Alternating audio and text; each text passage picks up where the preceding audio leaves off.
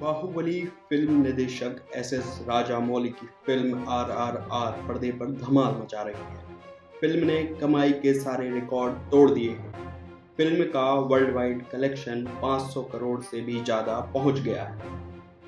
Film के लिए न केवल निदेशक राजामौली ने तकनीकी पहलुओं पर काम किया है, बल्कि साउथ के सुपरस्टार रामचरण और जूनियर NTR के जरिए भारत का वो स्वर्णिम इतिहास भी दिखाया है जो कई मायनों में जबरदस्त है। ये कहानी बताती है कि हमारा अतीत बहादुर और गौरवशाली रहा है। फिल्म दो रियल लाइफ हीरोज यानी अल्लूरी सीताराम राजू और कोमाराम भीम के बारे में है और इन्हीं से प्रेरित होकर निदेशक द्वारा इस फिल्म का निर्माण किया गया है। आज जानेंगे इतिहास के ये दो महान वीर सपूत कौन थे। दरअसल ब्रिटिश शासन के दौरान अंग्रेजों का मुख्य फोकस यहाँ के संसाधनों का दोहन करने पर था। इसी क्रम में यहाँ के वन संसाधनों और जमीन का दोहन करने के मकसद से 1882 का मद्रास वन अधिनियम लाया गया। इस कानून की मदद से स्थानीय वनवासियों को उनके ही संसाधनों के इस्तेमाल करने पर प्रतिबंध लगा दिया गया। आदिवासियों को जलावन लकड़ी के लिए पेड़ काटने से मना कर दिया गया। इस कानून की वजह से वहां के आदिवासी समुदाय पारंपरिक पोडू कृषि पद्धति के तहत खेती नहीं कर पा रहे थे। दर्शकों को बता दें, पोडू कृषि पद्धति एक तरह की झूम खेती होती है। झूम खेती यानी एक आदिम प्रकार की कृषि है जिसमें पहले वृक्षों तथा वनस्पतियों को काटा जाता था, फिर उन्हें जलाकर जमीन को खेती योग्य बनाया जाता और फसल उगाई जाती थी। जंगल में आदिवासियों का जीवन यापन कुछ इसी तरह होता था। जब स्वार्थी ब्रिटिश हुकूमत ने आदिवासियों से उनके अधिकार छीने तो यही वन कानून रंपा विद्रोह की वजह बन गई।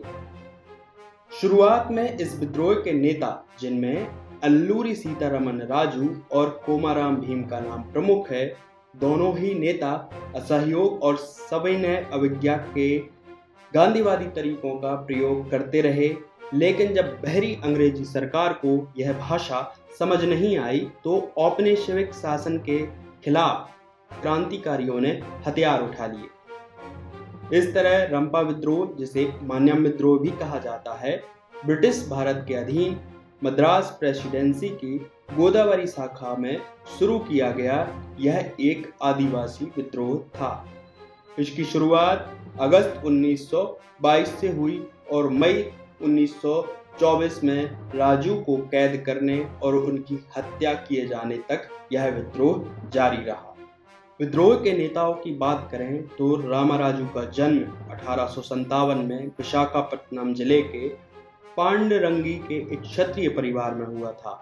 उनके माता पिता वेंकटरामा राजू और सूर्य नारायणाम्मा मूल रूप से पश्चिमी गोदावरी जिले के मोगल्लू के रहने वाले थे। रामाराजू ने महज 27 साल की उम्र में सीमित संसाधनों के साथ सशस्त्र विद्रोह की अगुवाई की और गरीब अनपढ़ आदिवासियों को शक्तिशाली ब्रिटिश साम्राज्य के खिलाफ प्रेरित किया। इनकी वीरता के लिए इन्हें मान्यम वीरुडू यानी जंगल के नायक की उपाधि भी दी गई। वहीं कोमाराम भीम का जन्म साल 1901 में तेलंगाना के आदिलाबाद जिले में गौड़ समुदाय में हुआ था। वे चंदा और वल्लालपुर रियासतों के जंगलों में बसी आबादी के बीच पले बड़े थे। युवावस्था में ही कोमाराम भीम जेल से भागकर असम के एक चाय बागान में काम करने चले गए।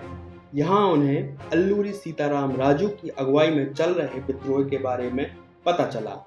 इससे प्रेरित होकर वे अपनी गौड़ जनजाति की रक्षा के लिए विद्रोह में कूद पड़े। इतिहासकारों की माने तो ब्रिटिश राज के दौरान देश भर में करीब 40 प्रमुख आदिवासी विद्रोह हुए थे। फिल्म RRR की कहानी भी इन्हीं वीरों की जीवन गाथा है। अंत में यही कहेंगे कि SS राजामौली के जरिए भारत के दो महान क्रांतिकारियों की जीवन की दास्तां पर्दे पर लोगों को खूब रास आ रही है। जैसा ट्रीटमेंट फिल्म के एक निदेशक के रूप में SS राजामौली ने दिया है, यह कहना गलत नहीं होगा कि उन्होंने फिल्म और पात्रों के साथ पूरा इंसाफ किया है। ऐसी अन्य खबरों के लिए देखते रहें आजाद समाचार। धन्यवाद।